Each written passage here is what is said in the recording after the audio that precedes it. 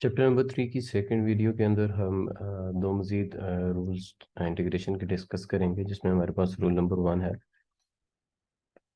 Rule number 1 में हमारे पास integration, अगर एक फंक्शन है और उसके साथ उसी का डेरिवेटिव मल्टीप्लाई हो रहा है, ठीक है, और उस फंक्शन की पावर है n।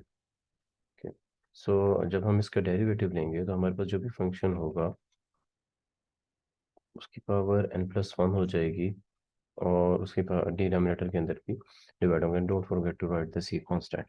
ये हमारे पास फंक्शन है और इसका डेरिवेटिव है। इसको हम एक एग्जांपल से समझने की कोशिश करते हैं कि हमने एक प्रीवियस वीडियो के अंदर जब हम सारे इंटीग्रेशन और डेरिवेटिव्स को आपस में जो है वो डिस्कस कर रहे थे, उनको आपस में कंपेयर कर रहे थे। सो उसमें हमने एक एग्जांपल पढ़ी थी एक्स की। जब हमने उसका डेरिवेटिव लिया था तो हमारे पास, सॉरी, इंटीग्रेट किया था हमने उसको, तो मेरे पास उसकी पावर 1+1 हो गई थी। क्या? सो मेरे पास उसकी पावर आ गई थी 1+1 divided by 1+1 plus C, that becomes equals to x²/2। ठीक है, तो मेरे पास उसका रिजल्ट ये आ गया था। बट यहाँ पर अगर हम देखें तो ये जो हमारे पास x है, ठीक है, ये हमारे पास जो x है ये फंक्शन है, और फंक्शन की पावर हमारे पास 1 है। और यहाँ पर क्या हमारे पास फंक्शन के पास जो जो भी फंक्शन है, क्या उसका डेरिवेटिव यहाँ पर इसके साथ मल्टीप्लाई हो रहा है? क्योंकि हमने यहाँ पर जो रूल्स अप्लाई किए हैं, लाइक जो भी हमारे पास फंक्शन था उसकी पावर n+1 कर दी, और वही पावर हमने उसके साथ डिवाइड कर दी। रूल तो हमने यही यूज़ किया है, लेकिन क्या उसके साथ यहाँ पर इसका डेरिवेटिव है? सो लेट्स सी कि अगर मेरे पास यहाँ पर d/dx, अगर मैं इस फंक्शन का डेरिवेटिव ले लेता हूँ जो यहाँ पर हमारे पास x है, तो उसका रिजल्ट मेरे पास 1 आता है। सो यहाँ पर 1 भी मौजूद है, क्योंकि अगर हम किसी भी वेरिएबल को या किसी भी नंबर को अगर हम 1 से मल्टीप्लाई करते हैं तो वो इटसेल्फ आ जाता है। सो फॉर दैट रीज़न कि मेरे पास यहाँ पर फंक्शन भी है और उसका डेरिवेटिव भी है, तो ये हमारे पास रूल इस वजह से अप्लाई हुआ है।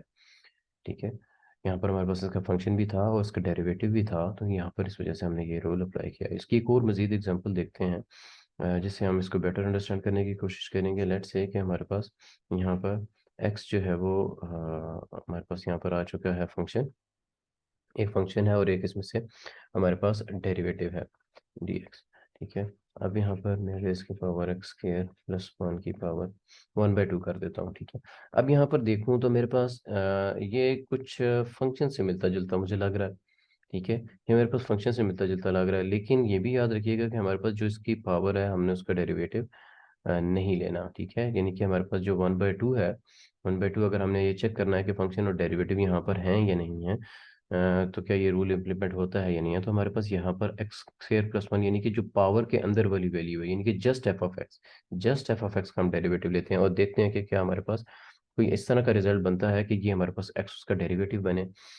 ओके, सो हमारे पास आ चुका है x² + 1। अगर मैं इसका डेरिवेटिव लेता हूँ तो मेरे पास आता है 2x, और 1 का डेरिवेटिव मेरे पास 0 आ जाता है। सो मेरे पास टोटल जो इसका रिजल्ट आया वो 2x आया। ओके, यहाँ पर मेरे पास 2x तो आ गया, बट यहाँ पर मेरे पास कंप्लीट रिजल्ट नहीं है, उसका थोड़ा लाइक हाफ पार्ट मौजूद है, जस्ट x। यहाँ पर मेरे पास 2 नहीं है।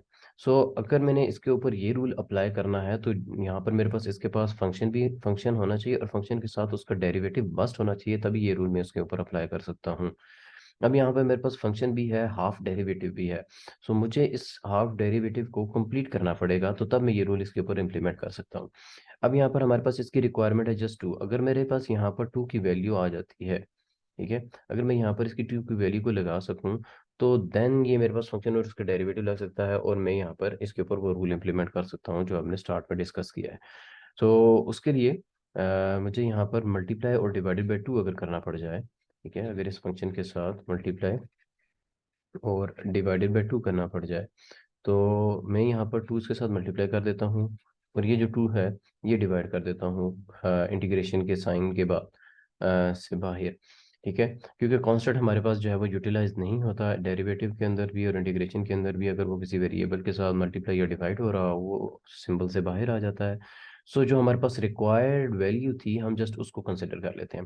सो अब मैं अगर इसको लिखना चाहूँ तो मैं इसको ऐसे लिख सकता हूँ 1/2 इंटीग्रेशन, फंक्शन में स्टार्ट में लिख लेता हूँ ब्लू कलर से x² + 1 की पावर 1/2, और डेरिवेटिव में अगेन रेड से, कंप्लीट रेड से लिख लेता हूँ, तो मेरे पास यहाँ पर आ जाता है let's say d/dx of x square plus one. ठीक है, अब ये जो 2x है बेसिकली ये हमारे पास किसके इक्वल है, 2x मेरे पास इक्वल है D by D x x square plus one के, तो मैंने जस्ट इसको यहाँ पर इससे रिप्लेस कर दिया है। ठीक है, ये मेरे पास वैल्यू आ चुकी है, यानी कि अब मेरे पास ये फॉर्म कंप्लीट हो गया that this is the function and this is it's derivative. So now I can simply apply the rule कि मेरे पास जो भी फंक्शन होगा उसकी पावर 1 + 2 1 + 2 एंड देन 1/2 + 1 प्लस सी। तो मेरे पास ये 1/2 आ जाएगा, और यहाँ पर मेरे पास इसकी वैल्यू आ जाएगी x square plus one divided by sorry power 3/2। और ये 2 और 2 आपस में जो है, पहले हम ज़रा इसको भी सॉल्व कर लें। 3/2, ये 2 और 2 आपस में हमारे पास कैंसिल हो जाएंगे, तो हमारे पास रिजल्ट आ जाएगा 1/3 x square plus one x square plus one की power 3/2 plus c is our result. So ये एक सिंपल सी एग्जांपल थी जिसके अंदर हमने फंक्शन और उसके डेरिवेटिव को देखा। हमारे पास इस तरह से हलवा टाइप का केस नहीं बनेगा कि हमारे पास ये फंक्शन दिया होगा, डेरिवेटिव हम इस तरह से एज्यूम कर लेंगे और डेरिवेटिव वहाँ पे इस तरह से होगा। समटाइम्स हमें इस तरह की थोड़ी सी, समटाइम नहीं बल्कि ऑलवेज हमें जो है वो इसी तरह के काम को जो है वो करना पड़ेगा 99% कि हमें फंक्शन और उसके डेरिवेटिव को चेक करना पड़ेगा कि फंक्शन के साथ उसका डेरिवेटिव बन रहा है, डेरिवेटिव के अंदर क्या कमी है, उस कमी को हमने कंप्लीट करना है। तो उसका सबसे सिंपल हल ये है कि आप प्रूफ वर्क के अंदर इस डेरिवेटिव को उस फंक्शन के ऊपर डेरिवेटिव को अप्लाई कर दें। हमारे पास वो चीज़ जो है वो सिंपल हो जाएगी, हमारे वाज़ेह हो जाएगा कि हमारे पास क्या चीज़ पूरी है और क्या चीज़ की कमी है। सो ये हमारे पास पहला रूल था।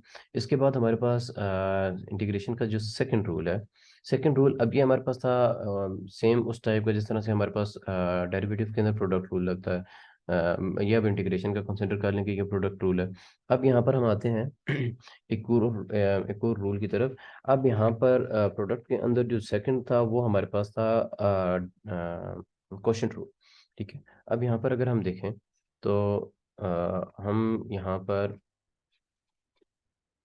एफ ऑफ एक्स फंक्शन और फंक्शन का डेरिवेटिव, डेरिवेटिव हम रेड से कर लेते हैं, पीछे भी हमने रेड से किया, तो फंक्शन का डेरिवेटिव हम रेड से कर देते हैं। फंक्शन का derivative and divided by its function with some power. ठीक है, सो हमें हमारे पास आ जाएगा फंक्शन और उसका डेरिवेटिव। ठीक है, हमारे पास फंक्शन और उसका डेरिवेटिव आ जाता है। अब ये फंक्शन है, ये फंक्शन है और ये इसका हमारे पास डेरिवेटिव आ जाता है। ऐसे केस के अंदर हमारे पास जब फंक्शन डिनोमिनेटर में हो और न्यूमरेटर में फंक्शन, ये हमारे पास एक क्वोशंट रूल टाइप बन गया जो प्रोडक्ट रूल के अंदर हमने पढ़ा था, फ्रैक्शन के अंदर वैल्यूज है। सो ऐसे रूल के अंदर हमारे पास जो भी फंक्शन होगा, जो भी फंक्शन होगा वो हमारे पास आ जाएगा log natural f of x plus c के इक्वल। ठीक है, अब इसकी भी एक प्रीवियस एग्जांपल हम देखते हैं जो हमने इंटीग्रेशन की पहले पार्ट के अंदर जो वीडियो हमने बनाई थी उसमें हमने देखा था कि अगर हमारे पास लेट्स से कि हमारे पास एक फंक्शन है 1/x। ठीक है, 1/x का जब हमने डेरिवेटिव लिया, इंटीग्रेट किया था इसको, तो मेरे पास हमने लिखा था लॉग नेचुरल एक्स प्लस सी। अगेन इसके अंदर भी हमारे पास वही चीज़ है कि यहाँ पर हमारे पास x है, तो जो x है उसका डेरिवेटिव हमारे पास क्या होता है, उसका डेरिवेटिव हमारे पास अगेन वन ही होता है। कि जब मैंने उसका डेरिवेटिव लिया तो मेरे पास वन आया, तो वन न्यूमरेटर में है। ठीक है, तो ये जो न्यूमरेटर में हमारे पास वन मौजूद है ये हमारे पास फंक्शन है। ठीक है, ये हमारे पास डेरिवेटिव है, और जो डिनोमिनेटर में हमारे पास मौजूद है ये हमारे पास फंक्शन है। सो अगर मैं इसको दूसरी तरह से लिखना चाहूँ, दूसरी तरह से मुराद मेरी ये है कि अगर मैं इसको इस तरह से लिखना चाहूँ, like this is the function, okay this is the derivative, not like this, d by dx, d by dx of x, and in the denominator we just have simple function। Function और उसका derivative मेरे पास आ चुका है one, तो मैं उसको लिख सकता हूँ log नेचुरल x प्लस सी। ठीक है, सो अब इसकी हम एक और एग्जांपल को देखते हैं, आई होप उससे फिर हमें जो है ज़्यादा क्लियर हो जाएगा कि हमने इस रूल को किस तरह से अप्लाई करना है।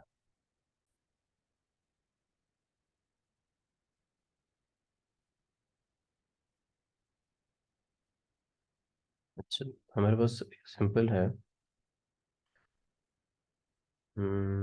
x divided by x plus two D x. अच्छा, अब अगर हम यहाँ पर देखें तो हमारे पास यहाँ पर सिंपल एक वैल्यू आ रही है उसके अंदर अगर हम चेक करते हैं कि हमारे पास ये इस मेथड से हो सकता है या नहीं हो सकता। ठीक है, अगर मेरे पास यहाँ पर x है, x+2, x divided by x+2, हमारे पास डिनोमिनेटर के अंदर हमारे पास फंक्शन होना चाहिए। ठीक है, सो अगर हम इसके ऊपर वही चीज़ इम्प्लीमेंट करते हैं कि क्या ये हमारे पास फंक्शन और उसका डेरिवेटिव बन रहा है या नहीं बन रहा, सो उसको चेक करने के लिए हमारे पास एक चीज़ का होना ज़रूरी है। हम इसकी एक एग्जांपल कंसिडर करते हैं। लेट्स से कि हमारे पास हो जाती है 1/2 अंडर रूट ऑफ एक्स।